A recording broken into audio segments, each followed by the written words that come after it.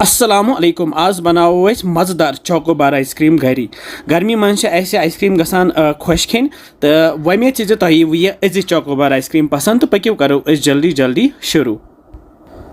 मे own mixie jar तो ये त्रा बह यह कप दुध यह अल पल 200 ml दुध बे त्रा बह ये होख दुध मे 2 चमच निमित तो बे त्रा बह 2 बड़ चमच यम खंड तो यम त्रेनवे चीज त्रयित थो बह पे ढकन तो मिक्सर ग्राइंडर शेक तो रलावन कैंसन सेकंडन यह रलित वन तैयार तो बह जाल यपर गैसस पे थो बह यह तव तो ताई मज त्रो यह दुध तैयार वन कोर तो रोजो ये लगातार खलन दिवान युत काल वन ये ग्रेख यी ग्रेख युथी थो यह तल वन लोत तो मोटरावन येन अनिम बह कपस मज दुध कतर तो अत त्रा बह ये कॉर्न फ्लोर 1 चमच तो यह रलावन बह सही पे तो सही पे रलित रलावन बह ये दुध सती अम सह असल मोटान तो हेकू ये कस्टर्ड पाउडर इस्तेमाल कर तो यह मोटरावन हल्का ज़्यादा मोट करहन कह बिल्कुल कंसिस्टेंसी थवोस ये तो अमे पत्त वालो गैस पे बोन रलावन सही पे तो करहन यह ठंड वन तो ठंड गसित मे यम आइसक्रीम मोल्ड अनमित मे ऑनलाइन ऑर्डर करनमित तो ये मन 4 आइसक्रीम बनान यह आइसक्रीम मोल्ड सिलिकॉन तो ये मन असल आइसक्रीम बनान तो ये मज त्रा बह यम आइसक्रीम लोड़ तो यह तल किन ज़्यादा कर तो अपरी त्रा बह यम लोड़ ये तो थवस यम सेट कर वो 4 लोड़ तो 4 आइसक्रीम बनान अमे पत्त बैटर तैयार कोर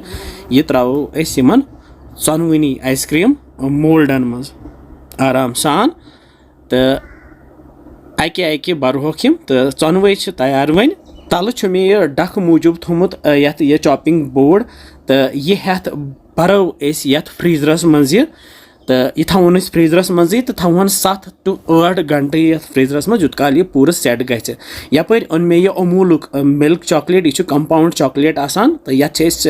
चॉकलेट बनावान या केकन पे करान इस्तेमाल अत कर बह नुक नुक तो त्रावान ये शीशु बानस मज तो यपर जोल मे इंडक्शन अत पे थो बह यह पतल तो अत पतलस मज मे कह आब निमुत आबस ग्रेख यह थो बह यह चॉकलेट बान ये पतलस पे बे त्रोस यह रिफाइन तिल कतरू ओड तो लागो फिरन फिरन दिन युत काल यह वन कुंबल ये बन वन चॉकलेट डायरेक्टली कुंबलावन कह थवन यह आबस पे तो आब ग्रेक सन यह बह खस अमी सगल तो यह कुंबलो वन तो वन वालन बह यह बोन तो यपर ओन मे गिलास तो यह फिरहन चॉकलेट सिरप ये गिलासस मज फिरत थवन यह साइडस कुन युत काल वन यह थोड़ा सा ठंड गस तो यपर खोलन बह फ्रीजर तो यम आइसक्रीम वन जमेम 7-8 घंटे गसित तो यम कड़ोक यमो मोल्डो मज नबर यम नेरान आराम सान तिकाज यह सिलिकॉनुक तो आराम सान द्रायम फुटन वरई तो अमे पत्त बड़ना बह यह आइसक्रीम ये चॉकलेटस मज तो थवन इथे कन यह वन पान सेट यह वो कि ज़बरदस्त चोकोबार बने